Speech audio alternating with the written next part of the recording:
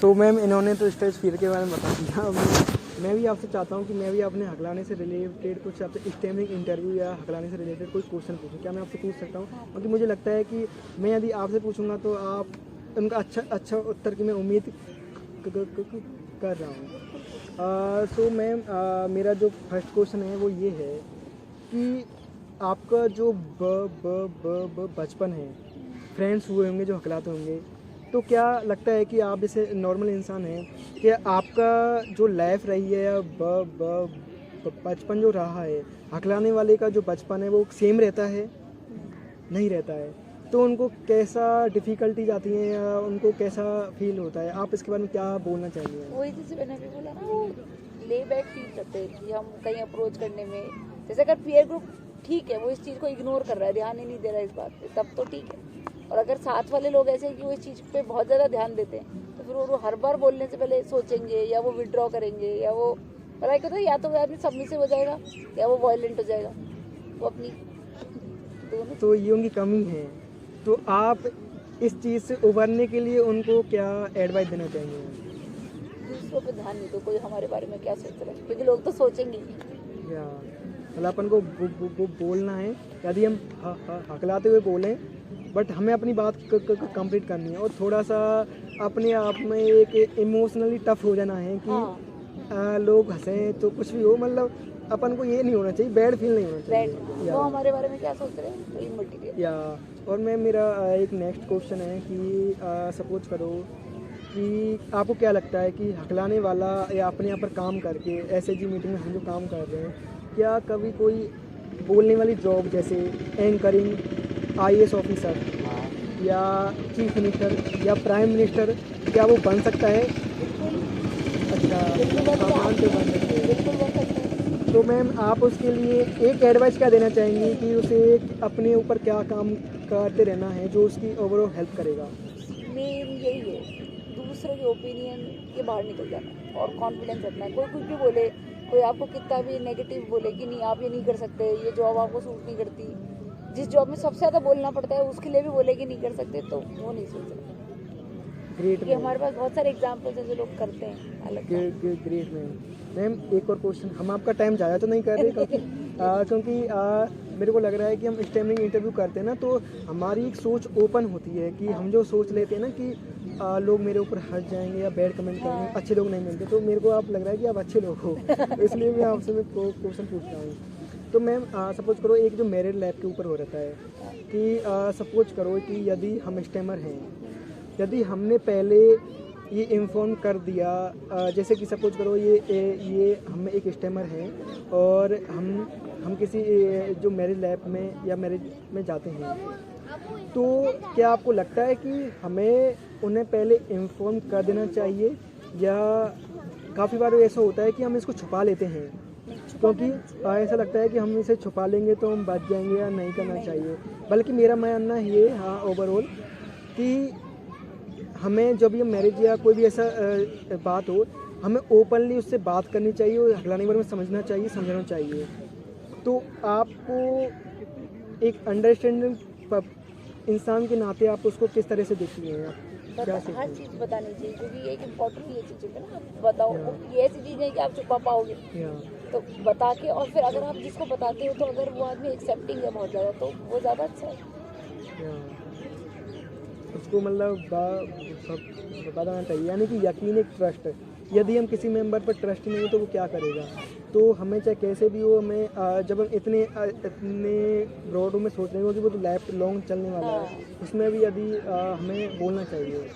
और क्या आपको लगता है कि काफ़ी बार रिलेशनशिप में ऐसा हो जाता है कि हम उनको बता देते हैं, और सपोज करो मेरे स्टैंडिंग है, मेरे पास पैसा है, वो मेरी अच्छी जॉब है, और सपोज करो कोई लड़की मतलब कोई वो है फीमेल कैंडिडेट, यदि उसने इसकी फैमिली मेम्बर वालों ने मेरे पैसा या मेरे देख के नहीं वो करी कि ठीक है, फिर बाद में वो कुछ ताने या कुछ भी बोले कि तुम हकले हो, तुम गुलाम ही नहीं आता है, तुम ऐसे हो, तो इस सिचुएशन को देखते हुए आप इसके बारे में क्या एडवाइस देना चाहेंगे कि एक मतलब एक बॉय को, इन गर्ल्स को, यदि वो बॉय हकला रहा है तो उसे कैसे, किन चीज़ों को देखते हुए ये डिसीजन लेना चाहिए, या एक जो गर्ल्स हैं उनको?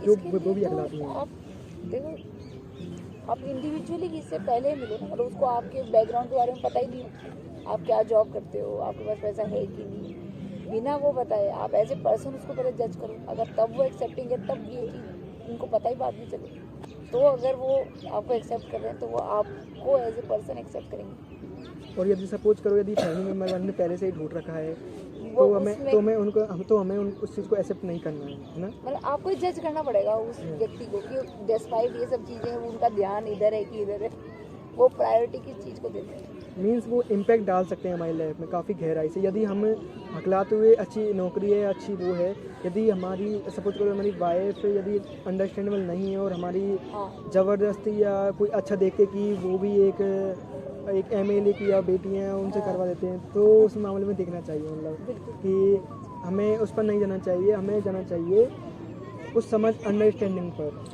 आप अभी एफर्ट कर रहे हैं उस चीज़ से निकलने के लिए, और कोई आपको सपोर्ट नहीं करे, आपको पीछे खींचे, तो आपकी एफर्ट बेकार चली जाएगी। Great ma'am. तो मैम आप उन हकलाने वालों के लिए क्या एडवाइस देना चाहेंगे जो अभी हैं? सपोज करो यदि वो कम एज में हैं तो वो समझेंगी नहीं, बट यदि जो 18, 19, 20, 21 साल के हैं, जैसे मैं 21-22 साल के हैं, तो उनके लिए आप क्या एडवाइस देना चाहेंगे अपने हकलाहट के जो मानसिकता है उससे उभरने के लिए? क्योंकि हकलाहट का तो आज तक प्योर है ही नहीं, तो एक मानसिकता होती है कि डर होता है कि मैं बोल नहीं सकता या फेस करना चाहिए। आप उनके लिए क्या एडवाइस देना चाहेंगे? क्या उन्हें टीसा से या टीसा जैसे हमारा जो एसोसिएशन है the Indian student association TISA हकलाने वाले लोगों की पूरे भारत में हेल्प करता है। जयपुर में इसका स्वयं सहायता समूह है, इसको मीटिंग होती रहती है, हम हेल्प करते हैं। क्या उन्हें उनसे जो जोड़ना चाहिए या उन्हें एक्सेप्ट कर लेना चाहिए कि यार अब तो हम पे चैलेंजिंग है बहुत, क्यों जाऊँ मैं? मतलब अपन को पेन हो रहा है फिर भी अपन को दावे बैठे हैं कि मैं बोलना चाहता हूँ पर मैं नहीं बोलूँगा मतलब। तो उनको आप अपने चैलेंजेस को फेस करने की एडवाइस देना चाहेंगे या वो ऐसे कर लेंगे भगवान ने मुझे हकलाना क्यों दिया है, वो अपने पूरी हमें सब सेल्फ विक्टिमाइजेशन वो करने को? नहीं, बिल्कुल ज्वाइन करना चाहिए, और ये तो कोई प्रॉब्लम भी नहीं है। मतलब प्रॉब्लम तो कई लोगों के साथ देखो कितनी है जो सच्ची में क्यों नहीं हो सकती, ये तो कोई प्रॉब्लम नहीं है। बोलने में तो कोई भी कभी भी स्लिप ऑफ करता किसी की भी वो हमारी प्रॉब्लम है, दूसरों की प्रॉब्लम है अगर वो जज करते हैं।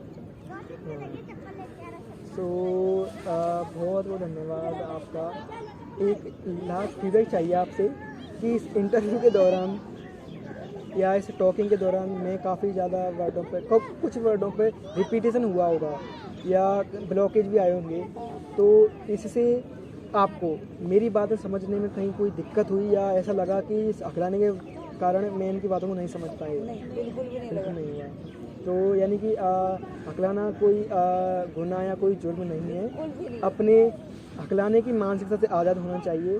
और यदि आपको भी कोई हकलाने वाला मिले तो आप मैं चाहूँगा कि आप उनसे 2-3 वो करें।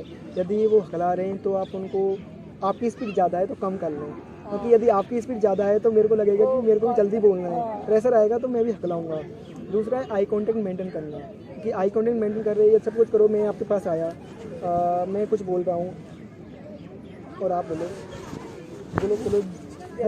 बोलते रहो तो मेरे बैड फील हो जाएगा यार, मेरे को लोग मतलब सपोज करो लोग तो अलग ही, आप जब ऐसा फैमिली मेम्बर वाले करते हैं ना तो फीलिंग होती है यार मैं ही क्यों, मतलब ये फैमिली मेम्बर होते भी मेरे को समझना नहीं चाह रहे हैं, तो वो चीज़ होती है। मतलब उनको उनकी बातों को पेशेंस से सुनना, अपनी स्पीड को कम कर लेना, आई कॉन्टेक्ट मेंटेन करना।